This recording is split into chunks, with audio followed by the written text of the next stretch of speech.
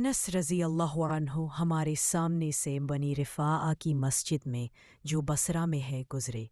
میں نے ان سے سنا وہ کہہ رہے تھے کہ آن حضرت صلی اللہ علیہ وسلم کا قاعدہ تھا، آپ جب سلیم رضی اللہ عنہا کے گھر کی طرف سے گزرتے تو ان کے پاس جاتے، ان کو سلام کرتے، وہ آپ کی رضائی خالہ ہوتی تھی۔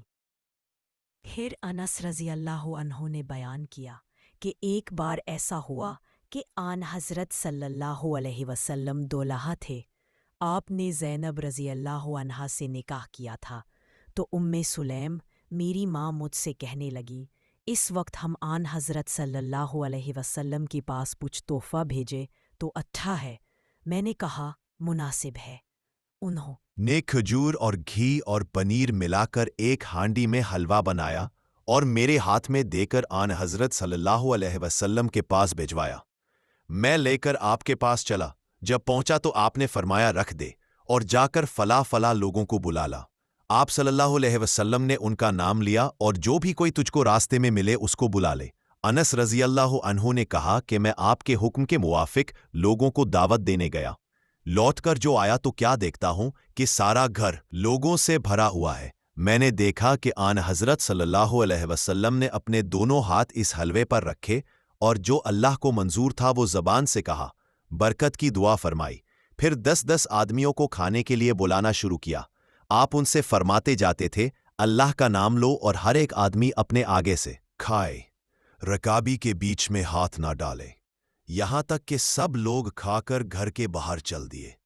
3 آدمی گھر میں بیٹھے باتیں کرتے رہے اور مجھ کو ان کے نہ جانے سے رنج پیدا ہوا، اس خیال سے کہ آن حضرت پیس پی پاک السلام کو تکلیف ہوگی۔ آخر آن حضرت اللہ تعالیٰ اپنے بیویوں کے حجروں پر گئے، میں بھی آپ کے پیچھے پیچھے گیا۔ پھر راستے میں نے آپ سے کہا اب وہ 3 آدمی بھی چلے گئے ہیں۔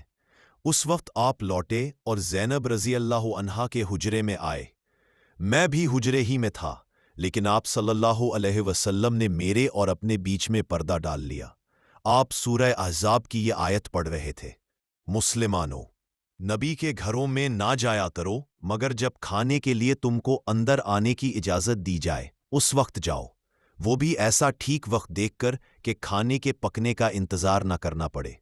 البتہ جب بلایا جاؤ تو اندر آ جاؤ اور کھانے سے فارغ ہوتے ہی چل دو، باتوں میں لگ کر وہاں بیٹھے نہ رہا کرو۔